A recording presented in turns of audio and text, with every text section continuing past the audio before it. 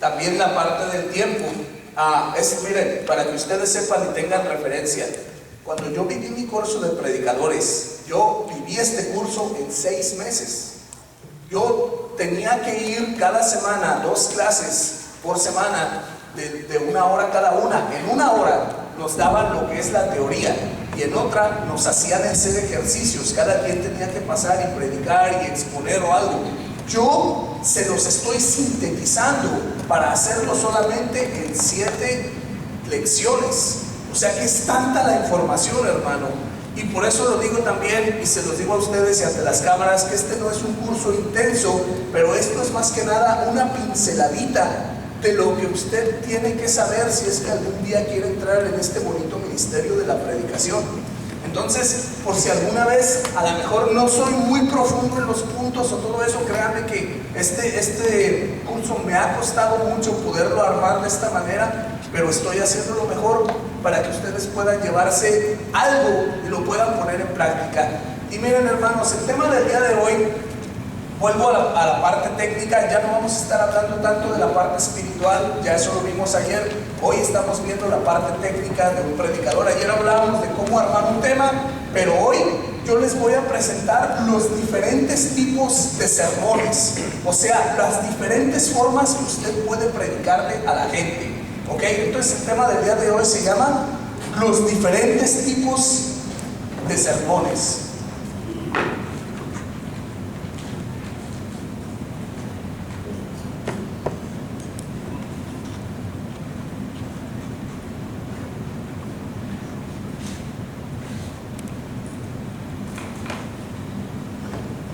Mucha gente, hermano, cuando uno le dice un sermón, mucha gente como que no le gusta esa palabra. Pero saben, la palabra sermón viene de una palabra en latín que significa una puñalada o un empujón brusco.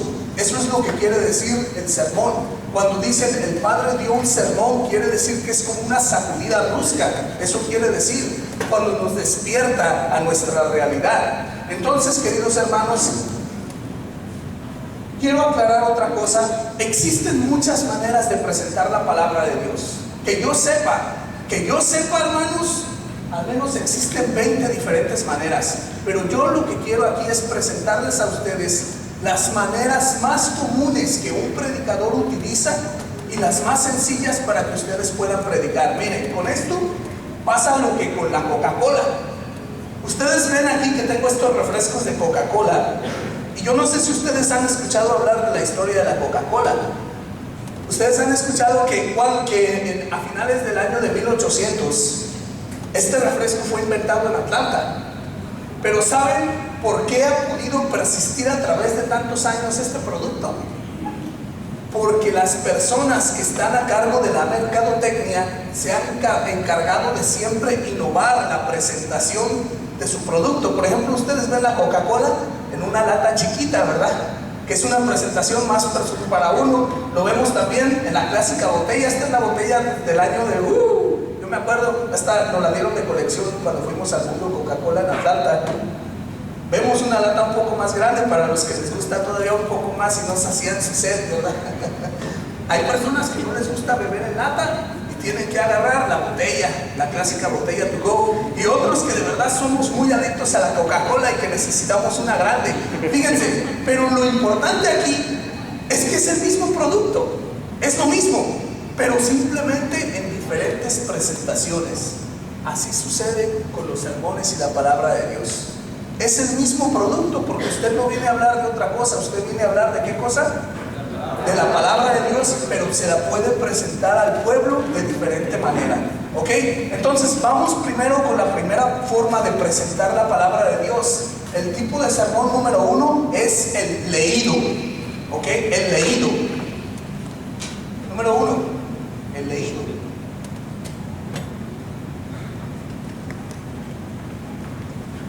¿Qué es lo que hace este tipo de sermón o en qué consiste?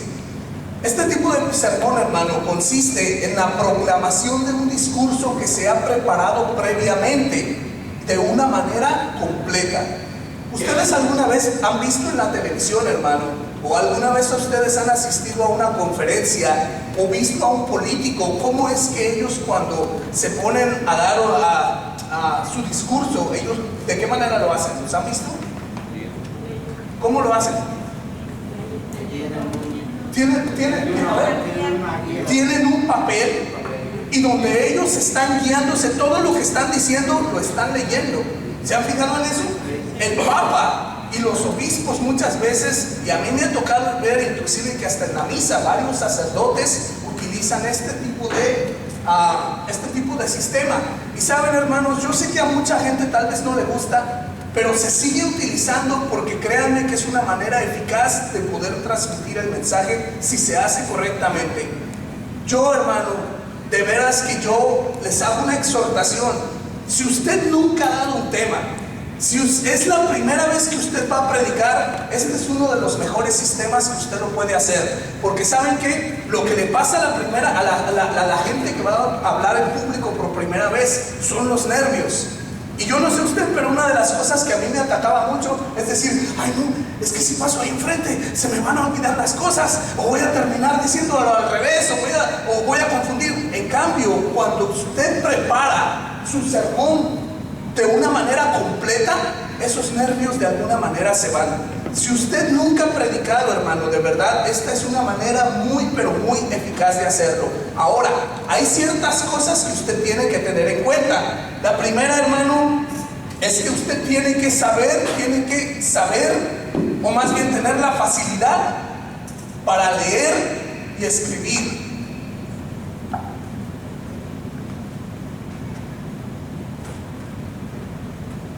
¿Por qué tienen que tener la facilidad para leer y escribir? Hermanos, en esto sí incluye mucho la humildad. Si yo sé que no tengo una buena lectura, este tipo de sermón no se lo recomiendo. Usted mejor que nadie tiene que saber, yo puedo leer bien o tartamudeo, me confundo, entonces eso va a quitar muchísima credibilidad a la manera como tú hablas. Les va a pasar como aquella señora que pasó a dar la primera lectura y estaba, yo creo que no sabía leer bien, y le dice, primera lectura, lectura del libro del entero demonio. El padre dice, ¿qué? Del Deuteronomio. Imagínense. Entonces, hermanos, si usted mejor que nadie tiene que saber, yo puedo leer bien, no lo puedo hacer. Entonces, hermanos, si usted no lee bien, hermano, y no solamente lee, si usted no escribe bien, hermano, ¿y a qué me refiero con escribir bien? Usted tiene que saber cuándo hacer la coma, cuándo hacer el punto, cuándo poner las palabras entre comillas que va a exaltar. Si usted no sabe cómo hacer eso, hermano, de verdad no se lo recomiendo, porque mire, si usted no sabe poner comas, cuando usted esté leyendo se va a ahogar, va a estar leyendo y tiene que poner el punto y aparte la coma. Entonces, ¿por qué también se requiere que usted tenga facilidad para escribir? Porque no basta solamente con hacerlo una vez. Una vez lo escribe y una vez que lo tenga completo, puede ser que lo tenga que volver a hacer 1, 2 o hasta 3 veces hasta que usted se sienta conforme y satisfecho con lo que usted escribió. Porque recuerde, eso es todo lo que usted va a decir. Ahí va a incluir su entrada, su salida, su desarrollo, va a entrar todo. Entonces usted tiene que escribirlo a veces hasta 4 o 5 veces. Otra cosa, hermano, cuando usted lo haga, usted tiene que tener contacto visual con la audiencia.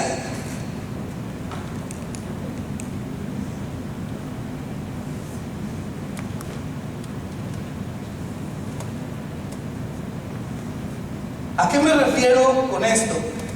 Hermanos, hay gente que cuando quiere dar este tipo de tema, o inclusive en la misa, ustedes saben que la misa, las lecturas, es una proclamación, no es nada más leer.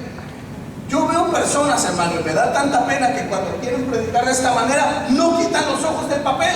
Están hablando y están así todo el tiempo. Yo digo, oiga, usted tiene una fotografía de la gente ahí. Entonces, si usted está hablándole a la gente, usted no viene a predicarle al papel.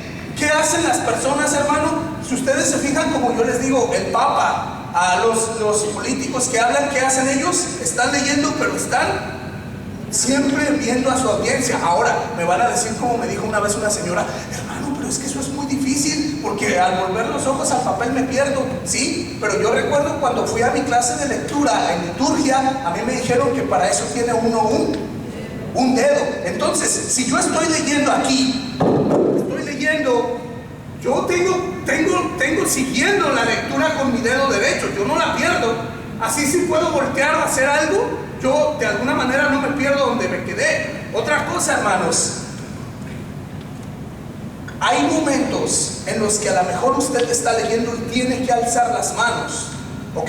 Entonces, si tú eres una persona que tú no te familiarizaste con lo que escribiste, cuando vuelvan los ojos al papel te vas a quedar como, ay, ¿y ahora dónde me quedé? Sin embargo, si tú lo escribiste, lo leíste y lo releíste muchas veces, va a ser muy fácil que puedas encontrar dónde te quedaste. Porque puede haber esa ocasión que tú estés hablando y de repente tengas que levantar la mano, ¿ok? Entonces, tienen que tener la visual y el contacto visual con su audiencia. Miren, hay una táctica que yo se la escuché a un orador y que él se las pide a las personas que hablan de esta manera. ¿Saben cómo? ¿Y cómo lo pueden hacer ustedes? Y yo lo he hecho, por eso sé que funciona. Cuando ustedes vayan a predicar totalmente escrito, háganlo frente a un espejo, de verdad, porque ellos se van dando cuenta cuánto tiempo pueden voltear a ver al espejo y cuánto a su papel.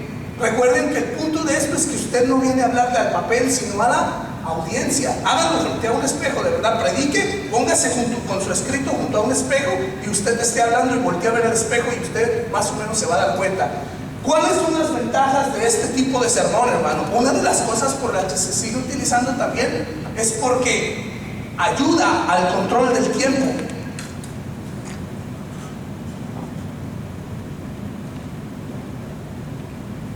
¿Por qué ayuda al control del tiempo, hermano? Miren, hay ocasiones que a lo mejor usted tiene que predicar en la radio o tiene que predicar en un lugar donde, un ejemplo, en el cursillo de cristiandad que decíamos ayer, los cursillos muchas veces te hacen dar un tema leído y ellos te están checando el tiempo, son tan exactos que no quieren que te pases ni un minuto más ni un minuto menos. Entonces, hermano, lo que tú tienes que hacer al tener el sermón ya leído, tú sabes en cuánto tiempo lo puedes hacer. Póngase un timer y usted póngase a leerlo, póngase a proclamarlo y usted cheque su tiempo. Esto lo puedo hacer en 5 minutos, 10 minutos, 15 minutos y eso ayuda. Por eso es que lo siguen utilizando, sobre todo, como les digo, en el radio, porque en el radio tú tienes que saber a qué horas entras del comercial, tienes que saber a qué horas sales, tienes que saber a qué horas cortar, a qué horas vas a comenzar. Entonces, por eso es que yo les recomiendo, hermanos, y les vuelvo a decir, si usted nunca ha predicado, este es una forma muy eficaz que usted lo puede hacer por el método de leído. ¿Ok? Ahora pasamos al segundo. ¿Hay alguna duda sobre este? Discúlpenme si voy demasiado rápido, pero como les digo, es una pincelada para que usted sepa cómo se hace, ¿ok? El segundo se llama el temático. Número 2, el temático.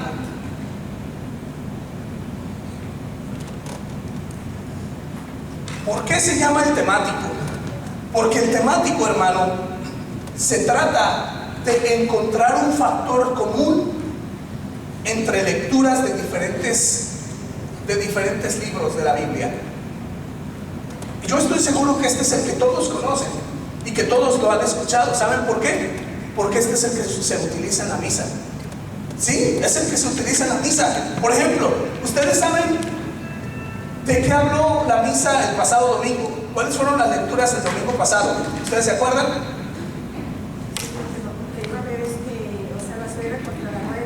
Ajá, ese fue el evangelio que Jesucristo nos dice: ustedes creen que yo he venido a traer paz. Yo no vine a traer paz, yo vine a traer la división. Y nos hablaba que inclusive una nuera puede estar contra la suegra y que el hijo contra el papá y todo eso, ¿verdad? ¿Cuál fue la segunda lectura? ¿Ustedes se recuerdan? Ajá, en Hebreos. ¿Y qué nos dice la carta a los Hebreos? ¿Se acuerdan? Era una invitación a renunciar a todo lo que nos aleja de Cristo, a ser como Él, renunciar a todas las cosas pasajeras. Y la primera lectura, ¿se acuerdan ustedes cuál fue la primera lectura? Hay que poner atención en la misa, hermano.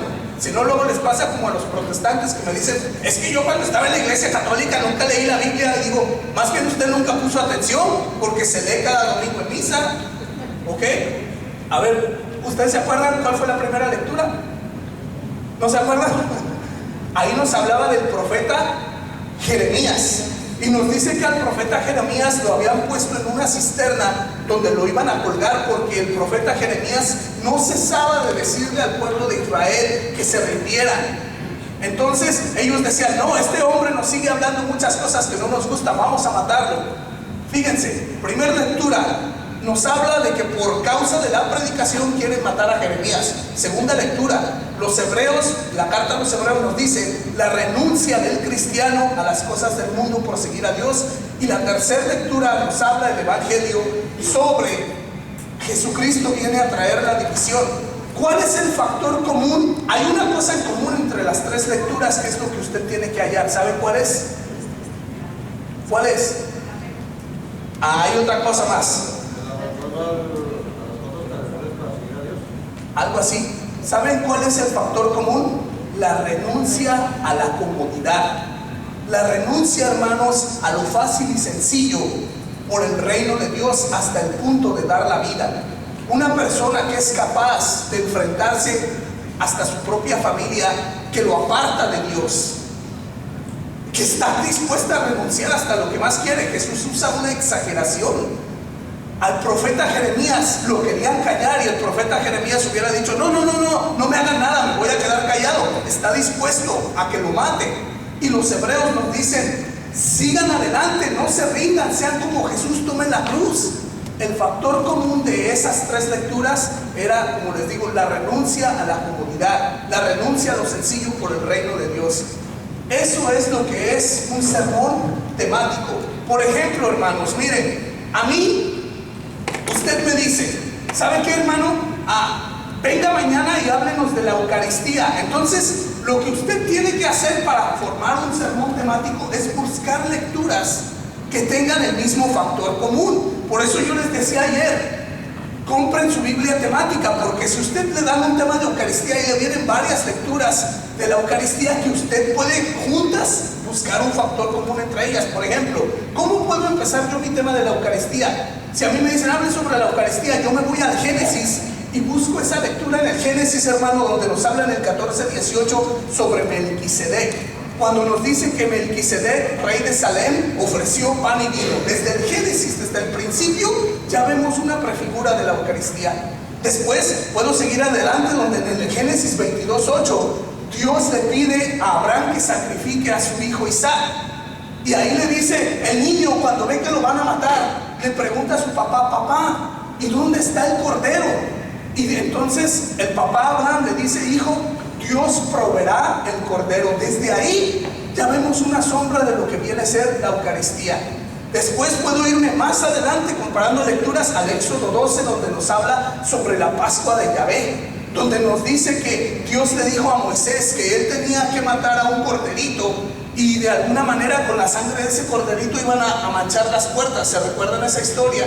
Y que si no comían los israelitas de la carne de ese corderito, ellos iban a terminar también de alguna manera dañados como los primogénitos de los egipcios. Entonces ahí ya vemos: Melquisedec da pan y vino. Segundo, Dios proveerá el cordero. Tercero, ahí nos habla de un cordero que es capaz de salvar al comerlo.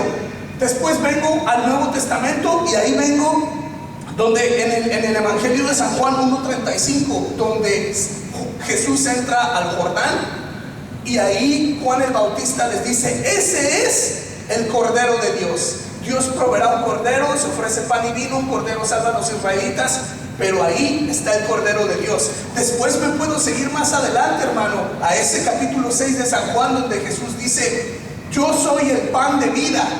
Los antepasados comieron del maná, pero yo, los que coman de mi carne, y mi carne es verdadera comida y verdadera bebida, el que no coma de mi carne no tendrá vida eterna.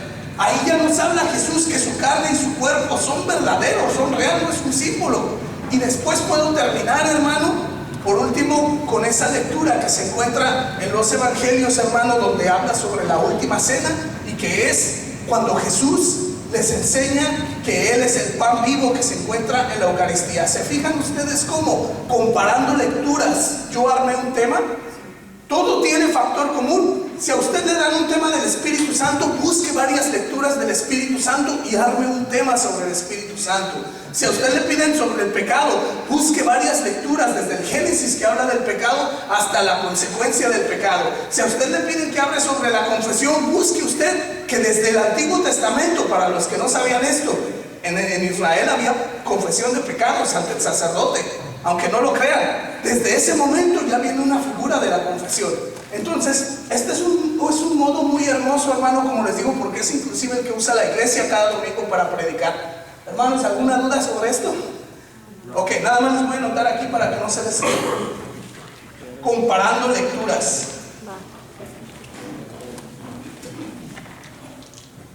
Así por eso se llama el temático.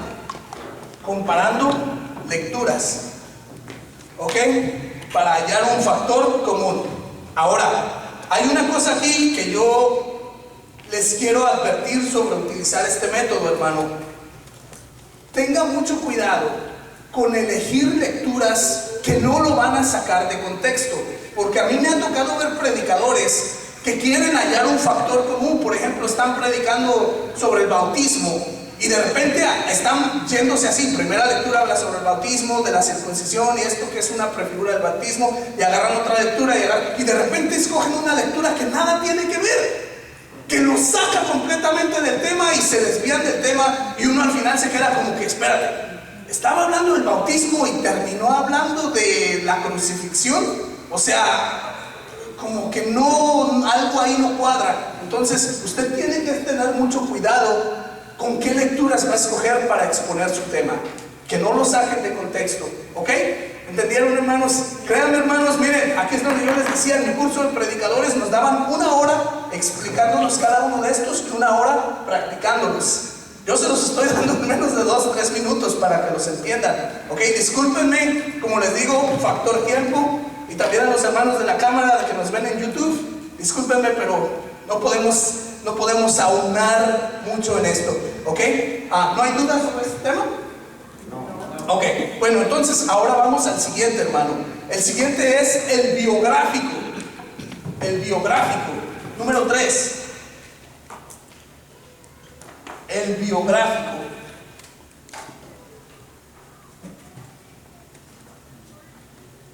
¿A qué le suena a usted biográfico? Cuando le decían a uno en la escuela, mañana traes una biografía de Miguel Hidalgo. A la vida de alguien. Exactamente, hermanos. Saben, en este tema es el tema en el que se utilizan las biografías de personajes para sacar una enseñanza sobre ellos. Por ejemplo, miren, a mí en una ocasión me pidieron en un grupo de jóvenes que hablara a los adolescentes sobre la rebeldía.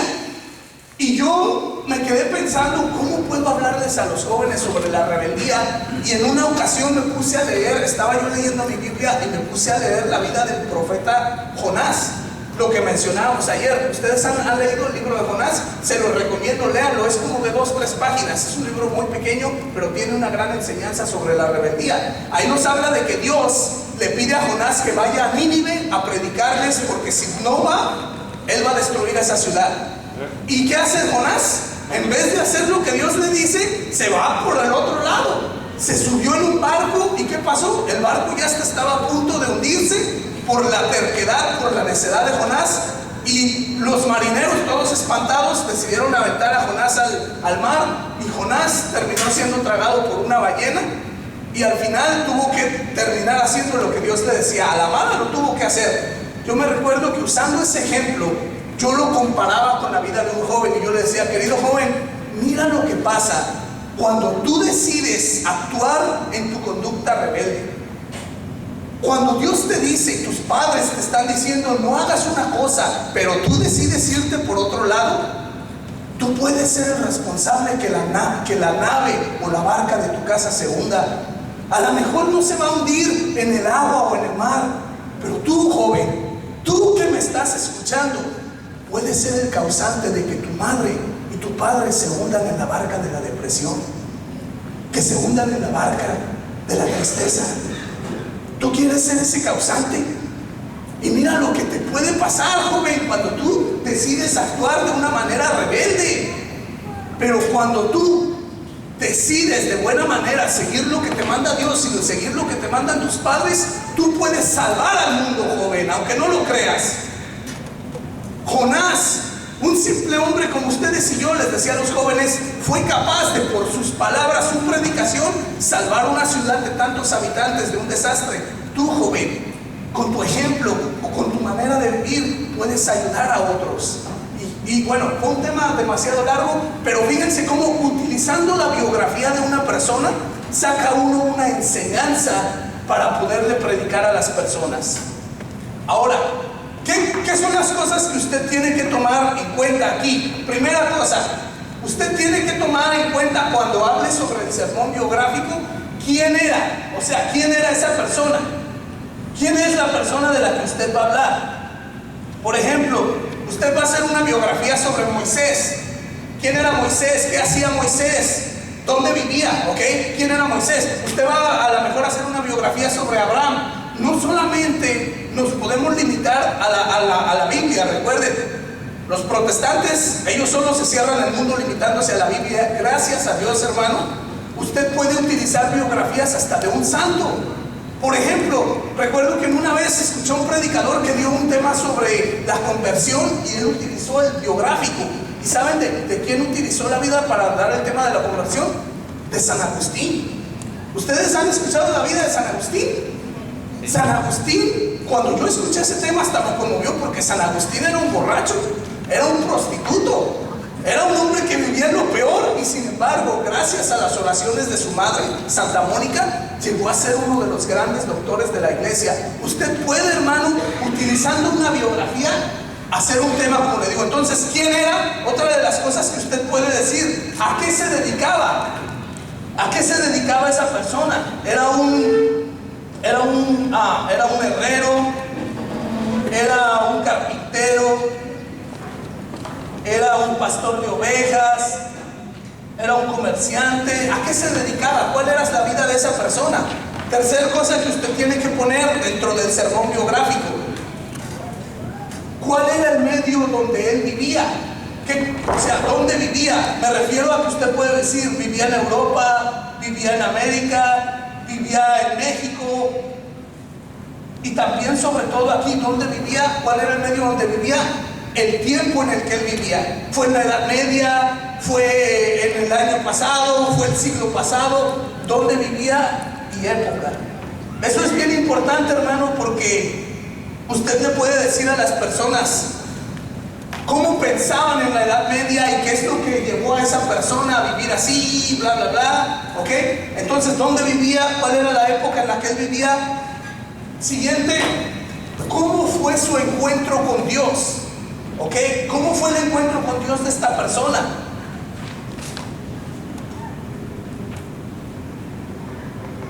Su encuentro con Dios.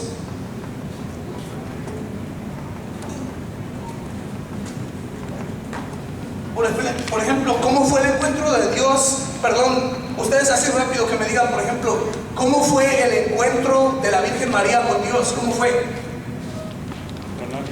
El ángel. Así, ¿cómo fue el ejemplo, digamos, cómo fue el encuentro de Moisés con Dios? ¿Dónde? En las zarzas. Entonces, ¿cómo fue el encuentro con Dios de la persona de la que usted va a hablar? Si va a hablar de un santo, ¿cómo fue su encuentro con Dios? Si usted va a hablar de una persona de la Biblia, ¿cómo se encontró con Dios? Y por último, ¿cuál es el resultado de ese acontecimiento? Se podría decir, ¿qué hizo Dios en la vida de esa persona? ¿Qué hizo Dios en la vida de esa persona? Y ahí usted termina. Tuvo un encuentro con Dios, pero ¿y después qué hizo Dios en la vida de esa persona? A ver, después les acabo de decir, ¿cómo fue el encuentro de Dios con la Virgen? Mediante el ángel. ¿Y qué hizo Dios en la vida de esa persona? ¿Qué hizo? ¿Qué hizo Dios en la vida de la Virgen? Perdonó al rey de reyes. Exacto. ¿Qué hizo Dios en la vida de Moisés? Liberar a Israel. Entonces, si usted va a hablar de cualquier persona, usted Usted dice cómo fue su encuentro con Dios, pero ¿qué fue el resultado de ese encuentro con Dios? Cambió su vida, adquirió ciertas cualidades, empezó a luchar, empezó a predicar, empezó a hacer tal y cual cosa, ¿ok? Perdón, hermanos, ¿alguna duda sobre este tipo de temas? El biográfico, y créanme que en la Biblia, hermanos, hay tantas biografías de personas, lo que yo les decía ayer, tantas biografías que usted nunca va a terminar. Para cualquier tema que le den, usted siempre va a encontrar una persona que vivió de esa manera. Y también en la iglesia les aseguro que el tema que usted quiera, el que quiera, si usted te dicen da un tema sobre la humildad, hay muchos santos que te pueden dar un buen ejemplo sobre la humildad. Si a usted le dicen da un tema de conversión, hay muchos santos que te pueden dar un ejemplo perfecto de conversión, personas en la Biblia que pueden darte un tema de conversión. ¿Ok? ¿Alguna duda, hermanos? Es una manera muy perfecta, ¿sí? No, eso sería parte, porque esto es un biográfico, ¿ok? Pero ahorita vamos al testimonio personal, ese es otro tipo de sermón, ¿ok? Lo voy a dar más adelante, qué bueno que por esa pregunta. ¿Puedo borrar esto de arriba, hermanos? Disculpen que voy a estar borrando, ¿ok? El siguiente tema sería el expositivo. El expositivo. Muchas gracias. ¿No está fría? Así da tiempo. Si no, me va a hacer mal. El expositivo. ¿A qué le suena la palabra expositivo? ¿A qué le suena la palabra como cuando te dicen vamos a una exposición? ¿Qué quiere decir exposición? Que van a sacar algo afuera para que lo veas, ¿verdad?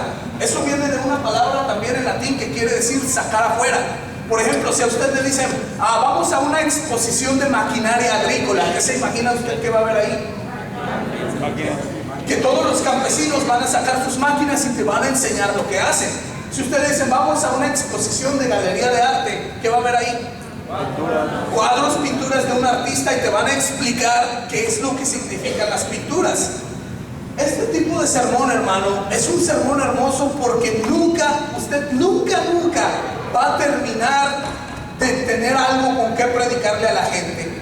Porque, ¿cómo se podría definir el sermón expositivo? El sermón expositivo, muchas gracias, bro.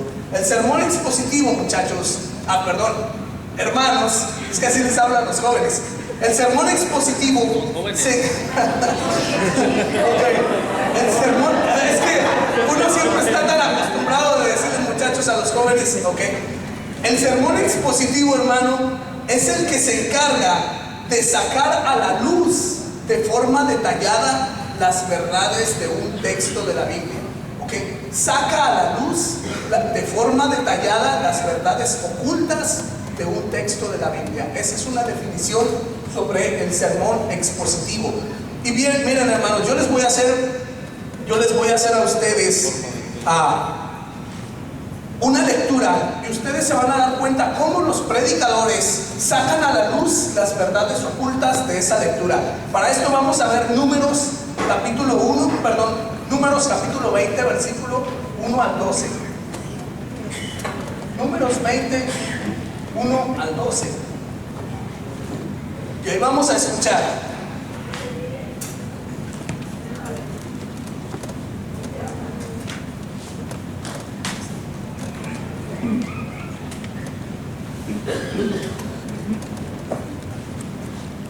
Números 20, versículos del 1 al 12. ¿Saben qué? Pueden hacerlo desde el versículo 2 mejor, para que no sea tan largo. No, sí, del versículo 1 está bien. Ok, vamos, sale. Ok, sorry. ¿Oh, yo? Ok. Comienza en el 2, ¿verdad? Desde el 1 está bien. Ok. 21 al 12. En el primer mes, toda la comunidad de los israelitas llegó al desierto de Sin, y el pueblo se estableció en Cades. Ahí murió y fue enterrada Miriam. Como la comunidad no tenía agua, se produjo un amotinamiento contra Moisés y Aarón. El pueblo promovía una querella contra Moisés diciendo: ojalá hubiéramos muerto cuando murieron nuestros hermanos delante del Señor, porque trajeron a este desierto a la asamblea del Señor para que muriéramos aquí, nosotros y nuestro ganado, porque nos hicieron salir de Egipto para traernos a este lugar miserable, donde no hay sembradores ni higueras, ni viñas ni granados, y donde ni siquiera hay agua para beber. Moisés y Aarón, apartándose de la asamblea, fueron a la entrada de la tienda del encuentro y cayeron en el rostro en tierra. Entonces se les apareció la gloria del Señor. Y el Señor dijo a Moisés: toma el bastón y convoca a la comunidad, junto con tu hermano Aarón. Después, a la vista de todos, manden a la roca que de sus aguas. Ok, ¿qué le dijo? A la vista de todos, ¿qué? Digan a la roca que dé agua. Continúa. Así harás brotar para ellos agua de la roca, y darás de beber a la comunidad y a su ganado. Moisés tomó el bastón que estaba delante del Señor, y como él se le había mandado, luego Moisés y Aarón reunieron a la asamblea frente a la roca, y Moisés les dijo: escuchen, rebeldes, podemos hacer un brote de agua de esta roca para ustedes. Y alzando su mano, golpeó la roca 2 veces con el bastón. El agua brotó abundantemente y bebieron la comunidad y el ganado. Pero el Señor dijo a Moisés y a Aarón: pero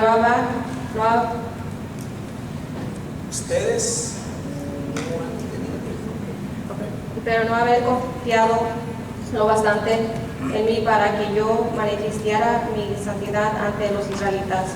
Les aseguro que no llevarán a este pueblo hasta la tierra que les he dado. Palabra del Señor. Miren, hermanos, aquí hay varias cosas que este es uno de los textos que más confunde a la gente. Cuando yo leí este capítulo del número de los números, yo no entendía cuál fue el pecado de Moisés. Ustedes ahí ven de qué nos habla la historia. Los israelitas están enojados porque no hay agua, están en el desierto, ¿verdad? Pero de repente quieren linchar a Moisés y Aarón porque los sacaron de Egipto y dicen: mejor hubiéramos muerto en Egipto que nos hubieras traído aquí. Moisés y Aarón se escapan y van ante la presencia de Yahvé. ¿Y qué pasa ahí? Yahvé, ¿qué le dijo que hicieran? Que hablaran a la roca para que diera agua. ¿Y qué hizo Moisés? Golpeó 2 veces la roca y salió agua. Y Dios se molesta con Moisés y le dice: por no haberme escuchado, por no haber manifestado mi santidad, no entrarás con mi pueblo a la tierra prometida. Yo les pregunto a ustedes, hermanos, ¿cuál fue el pecado de Moisés? ¿Qué hizo mal? ¿Por qué? Sí, pero ¿por qué? ¿Qué fue lo que lo hizo hacer eso? La desesperación. ¿Saben, hermanos, cuál fue el pecado de Moisés? Primero que nada, aquí en este tipo de expositivo se trata de que usted haga cuestionamientos al texto para que usted pueda entender. Primera cosa que yo le puedo mencionar: cuando usted se lo explica al pueblo, lo primero que usted tiene que hacer, ¿cuál era la situación que se estaba viviendo? ¿Qué situación se vivía? Ok, usted entonces como predicador comienza a exponerle a la gente qué situación se vivía. Queridos hermanos, el pueblo de Israel estaba en un momento difícil porque habían pecado, porque ellos decidieron hacer un becerro de oro y por sus desobediencias tuvieron que vagar por el desierto. Esa era la situación que se vivía, estaban en un desierto. Hay un predicador puede hablarle sobre el desierto a la gente. Imagínate en un desierto todo el día, pura tierra. ¿Qué puedes ver en un desierto? Si yo tan solo cuando me quedo en algún lugar donde no hay aire acondicionado me siento todo, imagínense todos los días vivir así. Entonces un predicador puede decirle a la gente y puede invitar a que la gente profundice qué situación se vivía. Otra cosa que usted puede hacer preguntándole al texto: ¿qué hicieron Moisés y Aarón? ¿Qué hicieron? ¿Qué hizo Moisés y Aarón? Ajá. ¿Y qué nos enseña eso? Que cuando un líder tiene presión, ¿qué debe de hacer? ¿Debe de agarrar una pistola y ponérsela en la cabeza? Cuando una persona está en situación desesperada, ¿qué nos enseña? Que tenemos que ir ante la presencia de Dios.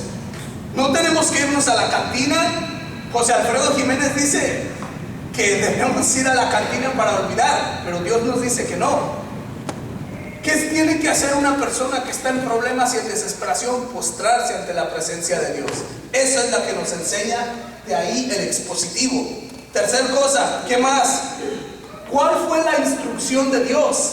¿Qué le dijo Dios que hiciera a Moisés y a Aarón? ¿Cuál fue la instrucción? Que le hablara a la roca y... Exacto.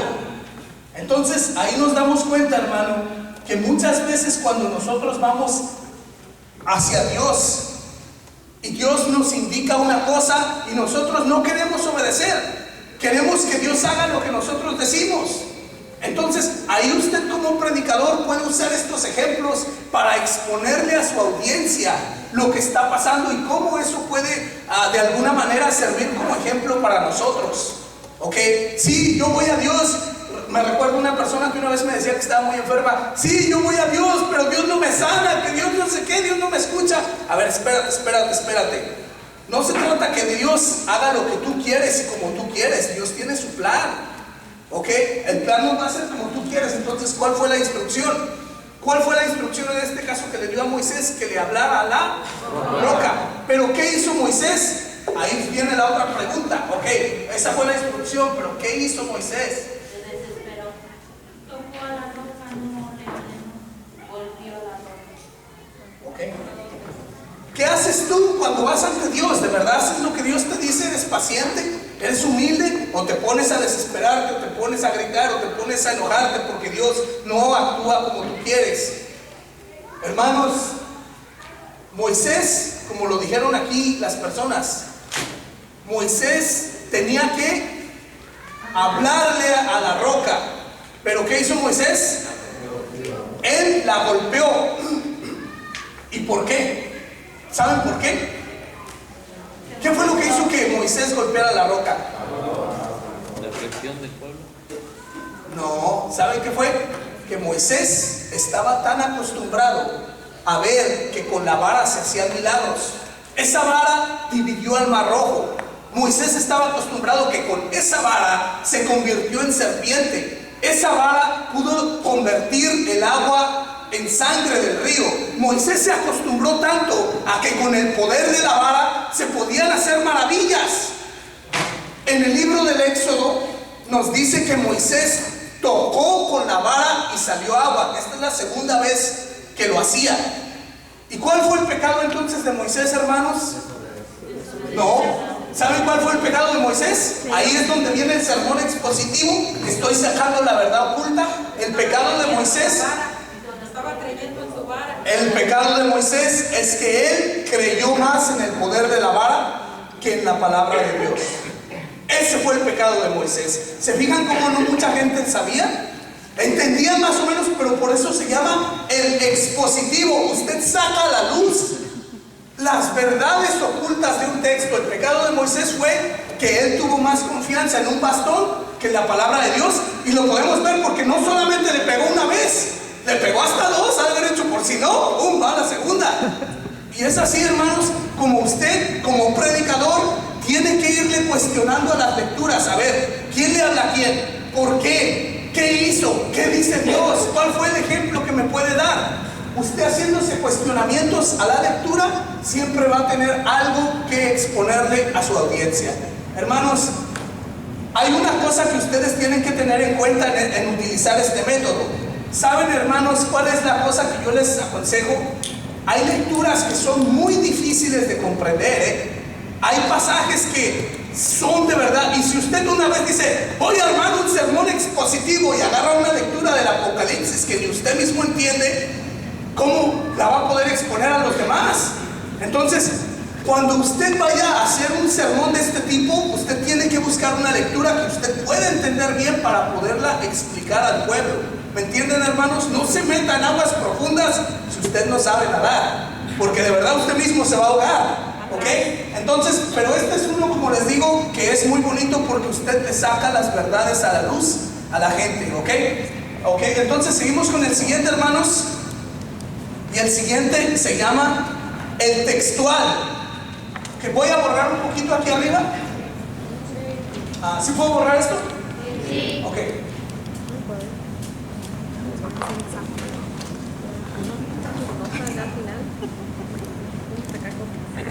Textual. ¿A qué le suena el textual? A texto, exactamente.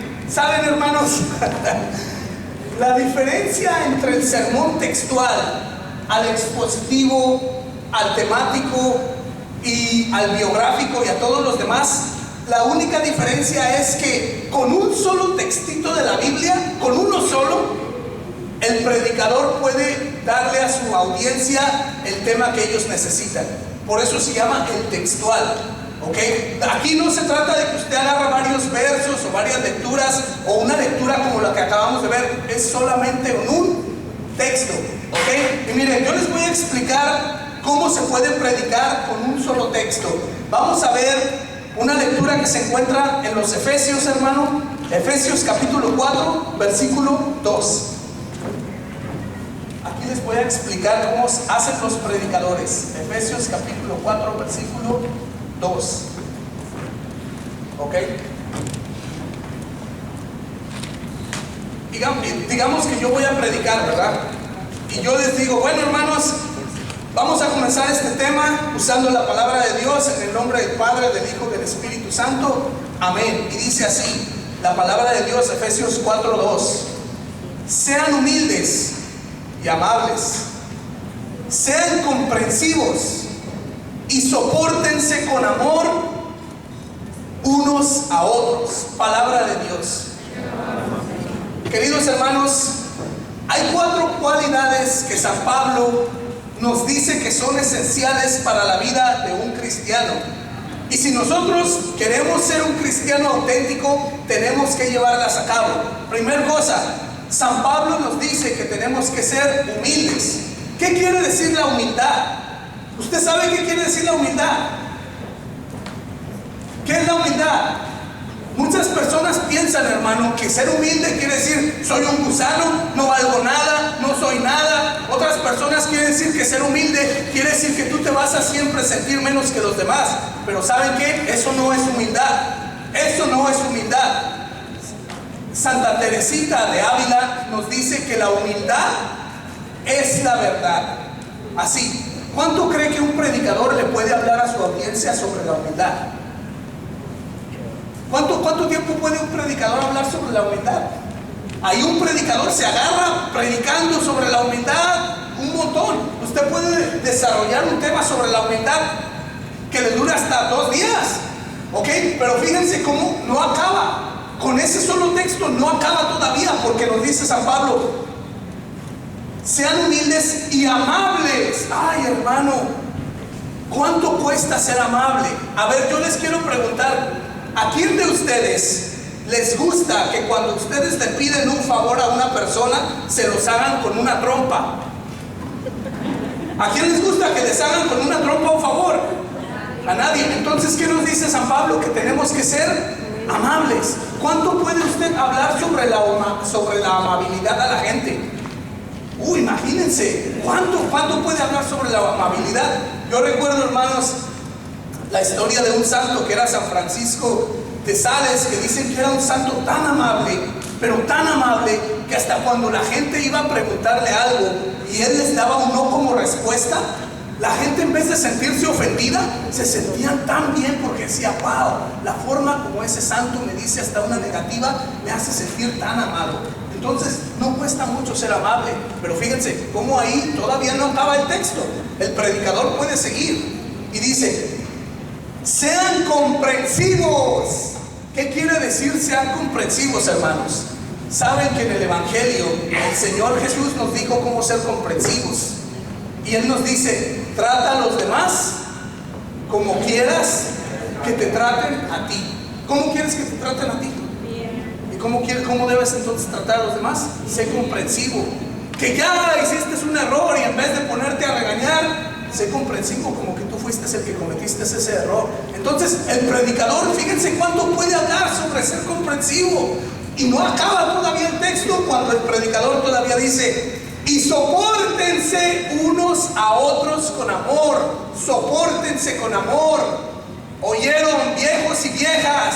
Nada de que, ay, tengo que soportar a este viejo que cómo se tira gases en la noche, que le apesta la boca, que no sé. ¿Eso es soportarse con amor? Ay, que tengo que soportar a esta vieja que todo el día me está regañando, que siempre es una geniosa, que no sé. ¿Eso es soportarse con amor? ¿Cómo es soportarse con amor? Hacerlo todo por el prójimo, aunque a veces no nos guste, pero hacerlo por amor. Entonces el predicador, fíjense, ¿cuánto tiempo creen ustedes que un predicador con ese solo versito puede hablar? Una semana fácilmente. Les da miren, hay un sacerdote que yo admiro mucho, porque él utiliza este tipo de sermón, el textual. Se llama el Padre Carlos Cancelado. Escúchenlo en YouTube. Con un solo versito que ese padre da, lo veo que da charlas hasta de 3 horas. Yo me quedo, wow, porque hay versos en la Biblia tan pero tan ricos, hermanos, que te dan para dar un retiro completo. Entonces, ¿cuál es la única cosa que ustedes también tienen que tener aquí cuidado? Hay textos que no se prestan para este tipo de lecturas. Perdón, para este tipo de sermones.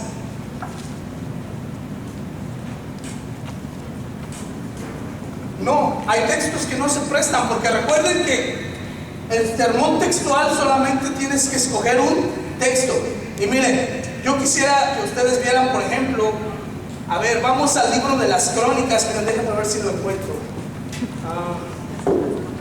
Y yo quiero que ustedes vean de qué les estoy hablando, porque hay textos que no se prestan para este tipo de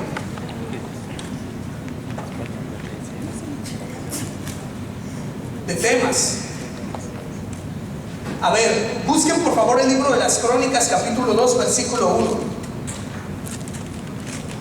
Libro de las Crónicas, o es más, se las voy a hacer más fácil. Primer libro de las Crónicas, capítulo 1, versículo 1. El principio del libro de las Crónicas. Libro de las Crónicas, capítulo 1, versículo 1. Y así dice así. O alguien que me la guste leer aparte de copa, así rápidamente. A ver, Víctor, ¿ya la encontraste? A ver, léenos por favor ahí. A ver, ¿qué dice? Libro de las Crónicas, capítulo 1, versículo 1. ¿Qué dice? Adán, Senos, Genal. Hasta ahí yo dije que era un solo un versículo. Ahí son 2. A ver, Víctor, ¿qué nos puedes predicar de ese verso? ¿Se puede predicar con eso? ¿Se fijan, hermanos? Hay versos que no se prestan para este tipo de temas. Por eso, hermanos, es que es bien importante que usted memorice textos, ¿ok? Memorice textos.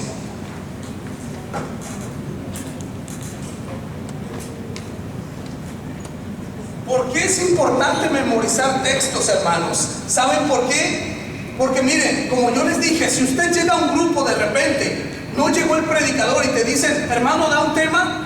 Si usted se aprende textos de memoria, usted sabe que va a haber textos que lo sacan de un apuro rápido, porque usted ya se lo grabó. Por ejemplo, ese texto que dijeron ayer, Filipenses 4:13, todo lo puedo en Cristo que me fortalece. ¿Cuánto puede usted hablar sobre ese texto? Mucho. La fortaleza del cristiano. ¿De dónde me viene la fuerza cuando estoy débil? ¿Quién está ahí para fortalecerme? Hermano, si estás débil, hay alguien que te dice todo se puede. Al decir todo, ¿qué significa? Todo. Entonces, hermanos, miren, cuando yo viví mi curso de predicadores, el maestro nos decía, apréndanse un verso de la escritura todos los días. Y yo les voy a ser honesto, hermano, miren, yo tengo una memoria muy mala y hasta la fecha yo no me he podido memorizar un texto todos los días. Pero ¿saben algo que he hecho y que me ha ayudado? Memorizarme un texto por semana. Por semana. ¿Cuántos textos? Si usted se memoriza un texto por semana, ¿cuántos textos le dan al año? 52. ¿Saben, hermanos? Con 52 versos que tú te memorices, ahí tienes para predicar una vida entera. Y saben, a los protestantes, ¿Qué es lo que les enseñan también? Porque como les digo, yo en alguna etapa de mi vida fui protestante. ¿Qué es lo que nos enseñaban ahí el pastor? Memorícense textos y sobre todo que sean textos que te ayuden a contradecir al católico. Por eso es que cuando usted muchas veces platica con un protestante, el protestante le saca textos así, porque él ya se los memorizó. Y como usted no se ha memorizado nada, por eso uno se queda con que, ay, ¿quiere decir que los protestantes son más inteligentes que nosotros? No, simplemente que ellos le dedican el tiempo, hermanos. Un texto por semana que usted se aprenda, haga la lucha, haga ese esfuerzo y va a ver que va a valer la pena. Sobre todo cuando se refiere a este tipo de temas en textual. ¿Ok? Hermanos, ¿alguna duda sobre eso? Ok, bueno, entonces ya vamos casi a terminar, pero quiero pasar con el siguiente, que es el método de numerando pasos. No sé cómo vamos con el tiempo. Ok, numerando pasos. Me avisan cuando ya falten 5 minutos. ¿No? Numerando pasos.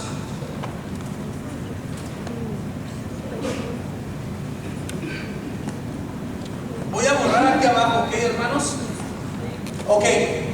¿En qué consiste este tipo de método de numerar pasos? Como su nombre lo dice, usted va a tratar de dividir la lectura entre varias etapas. Hay una lectura, hermano, que yo quisiera que ustedes me ayudaran a dividir y yo les voy a explicar cómo los predicadores utilizan este método. Vamos a ver lo que nos dice Marcos capítulo 8, versículo 34. Marcos capítulo 8, versículo 34.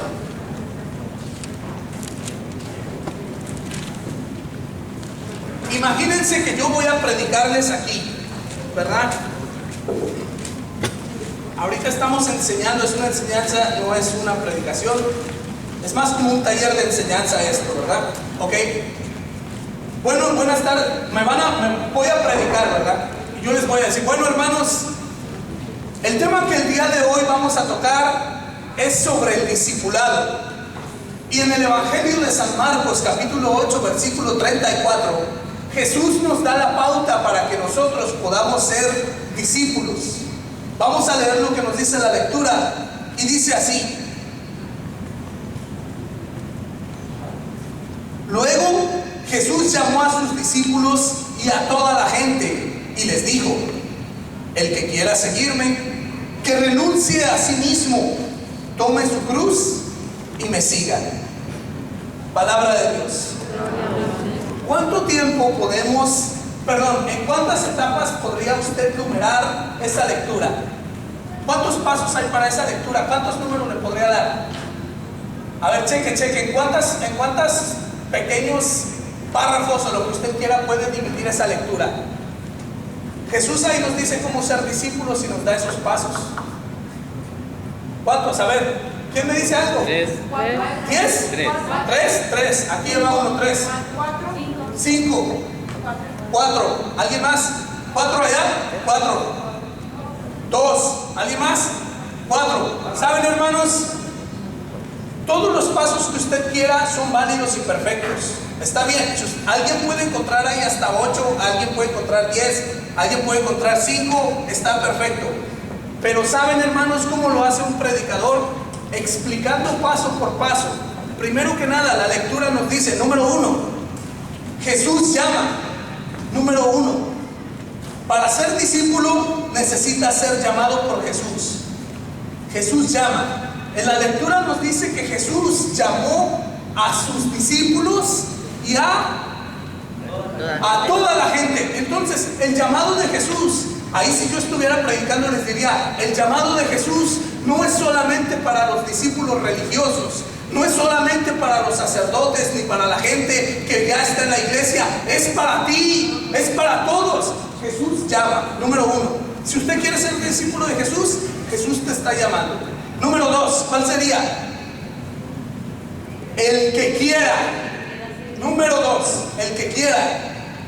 Ahí voy, el que quiera. Hermanos, si usted quiere ser discípulo de Jesús, aquí no vale que alguien quiera por ti. Aquí no vale de que, yo no quiero ser discípulo de Jesús, pero mi vieja es la que está diciendo que quiere. quiera y yo tengo que querer por ella. Aquí no vale que usted diga, es que yo no quiero, pero la comadre es la que quiere que yo sea discípula de Jesús. No, aquí yo no quiero, pero mis papás son los que quieren que yo sea. Aquí Jesús nos dice, el que quiera.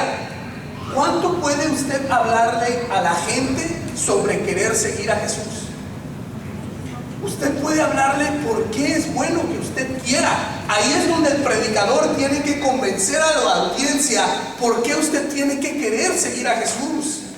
¿Me explico? Numerando pasos, yo tengo que decir, primero Jesús llama. Usted puede hablar mucho sobre el llamado, cómo Dios te habló, cómo Dios te busca, cómo Dios llega a ti. Segunda, el que quiera. ¿Por qué tienes que querer ahora? Si ya Jesús te llamó, ¿por qué? Ahí el predicador convence. Tercer paso, el que quiera. Ay, ya me perdí. El que quiera, ok, aquí dice, el que quiera seguirme, que renuncie a sí mismo. Tercera, que renuncie a sí mismo.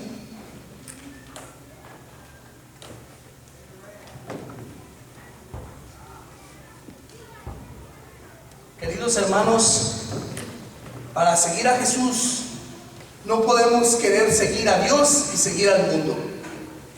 Hay personas que les gusta la bebida, hay personas que les gusta la droga, pero Jesús te dice, el que quiera, ya te llamó, el que quiera, tienes que renunciar a las cosas que muchas veces te alejan de Dios.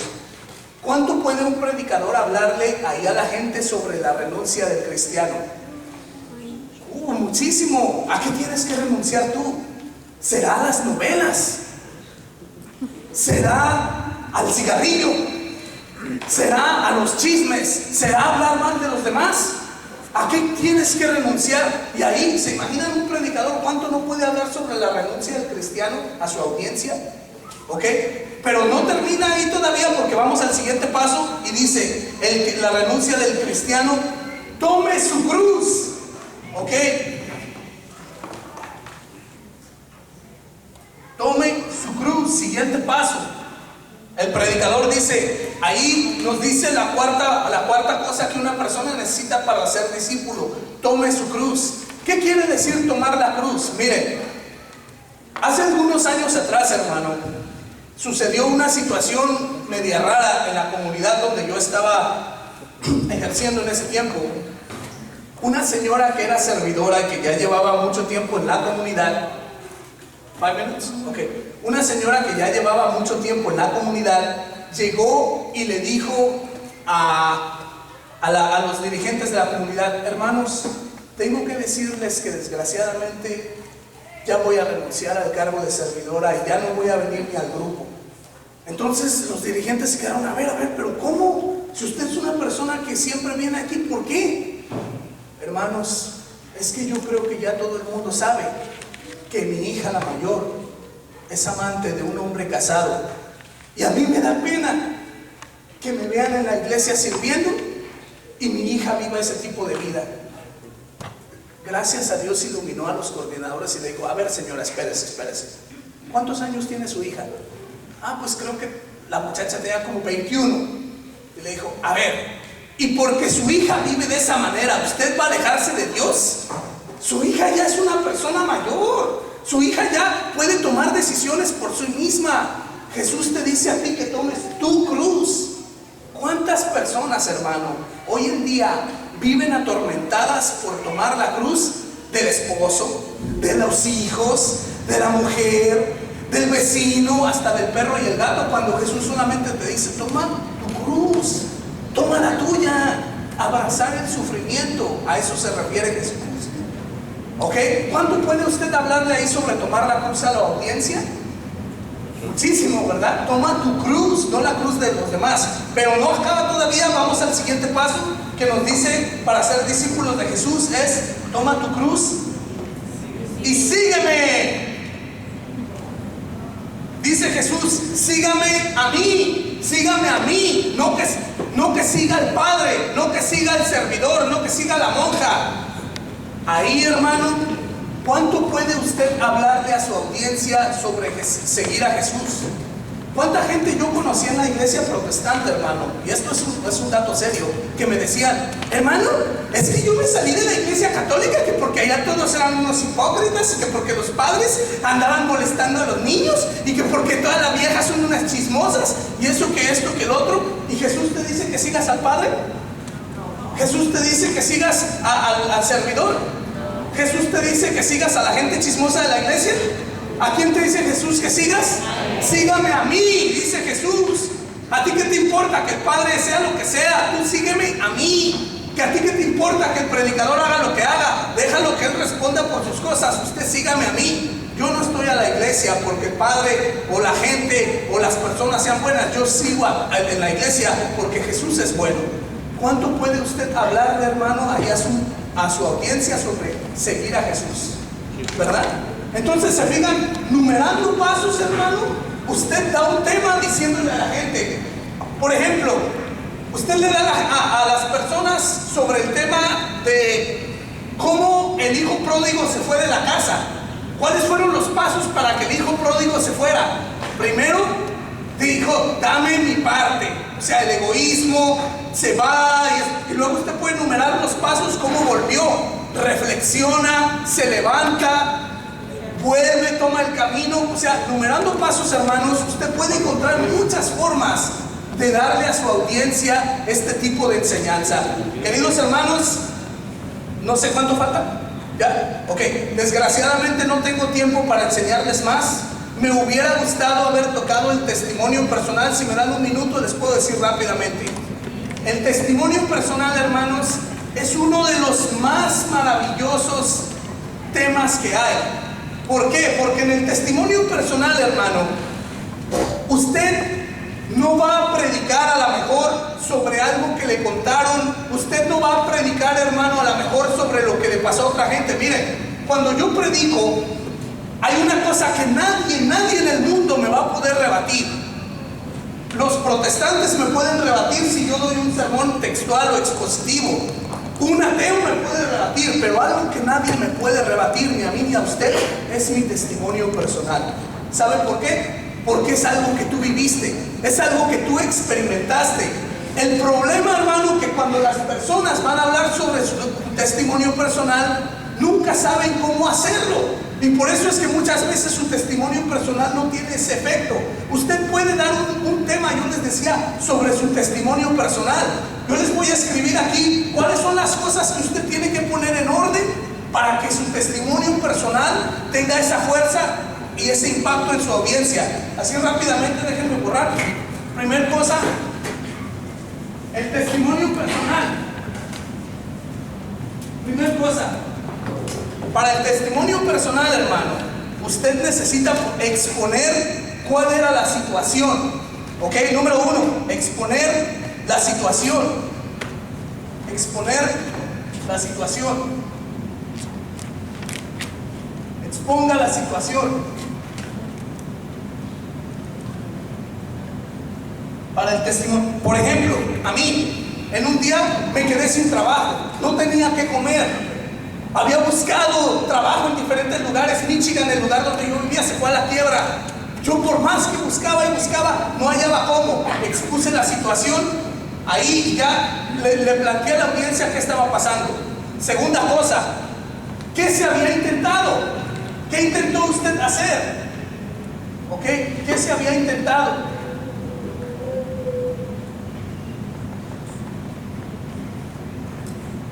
Por ejemplo, yo, hermano, intenté poner varias aplicaciones en diferentes lugares, intenté ir a agencias donde buscan empleo, intenté ir con mis amigos, intenté muchas cosas, pero ¿saben qué? No pasaba nada. Tercer cosa, ¿qué se había intentado? Número 3, la intervención de Dios.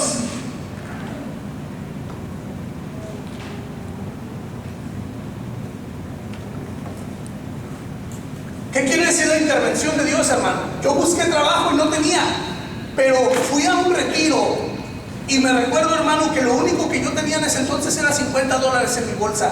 Era todo lo que tenía. Ya no tenía más que una lata de papas y una de pasta en mi cena. Se había acabado todo. Mis ahorros se habían vaciado. Pero esa monja, la hermana Blanca Ruiz, empezó a hablar de que si dábamos algo al Señor, Él nos lo devolvía al 100 por 1. Pasaba la canasta de las limosnas y yo decía, si doy mis $50 no voy a tener ni para la gasolina. Cuando pasa la canasta de las limosnas junto a mí, hermano, yo estoy pensando en mi mente decirle al que la pasaba, agarra 20 y regrésame 30. Pero creyendo en esa palabra que el Señor dice, no he visto a un hijo de Dios que mendigue pan. Yo dije, ok, Señor, voy a dar mis 50 y yo no sé cómo le vamos a hacer porque ya no tengo nada. Ahí usted puso cuál fue la intervención de Dios, puse mis $50. Llegué a mi casa, hermano, y yo ya no tenía nada que comer. Estoy pensando cómo le voy a hacer, cuando me suena el teléfono y me habla una amiga de un grupo de americanos, se llamaba Mari. Me dice Mari, oye, ¿qué haces? Nada, aquí en mi casa. Mira, mi mamá acaba de hacer unas galletas y me gustaría pasar a dejarte unas. Y yo le dije, está bien, pasa. Llega Mari, me toca la puerta, me deja una caja de galletas, platicamos y se va. Al siguiente día, hermano, me levanto, era un domingo en la mañana, y estoy pensando, ay, Señor, ¿cómo le voy a hacer? Ya no tengo ni qué comer, me empieza a dar hambre y empiezo a acordarme de las galletas. Voy y abro la caja de galletas y me doy cuenta que a un lado de las galletas hay un sobre. Abro el sobre, hermano, y me doy cuenta que eran como $80. Y mi primer pensamiento era decir, ¿por qué está este dinero aquí? A lo mejor Mari lo puso ahí, se le equivocó. 2 horas después le llamo a Mari y le digo, Mari, gracias por las galletas. Y me dice, ¿te gustaron? Sí, me gustaron mucho, pero sabes, hay un problema, dejaste un sobre con dinero aquí, se te olvidó y te lo quiero regresar. Mari me dice, no, es tuyo. Y yo, ¿cómo que es mío? Me dice, sí, sabes, estuve ayer pensando mucho en ti. Me acordaba que me dijiste la semana pasada que no encontrabas trabajo y algo me decía que tú necesitabas algo para comer. Yo me quedo, wow, y yo todavía de necio, no, Mari, pero ¿cómo yo voy a agarrar dinero de una mujer, no? Me dice, mira, si me lo regresas, te dejo de hablar. Y ya le pensé 2 veces, digo, bueno, está bien. Entonces, ¿cuál fue la intervención de Dios? Dios provee, ¿ok? Número 4. Ay, voy a escribir. Número 4.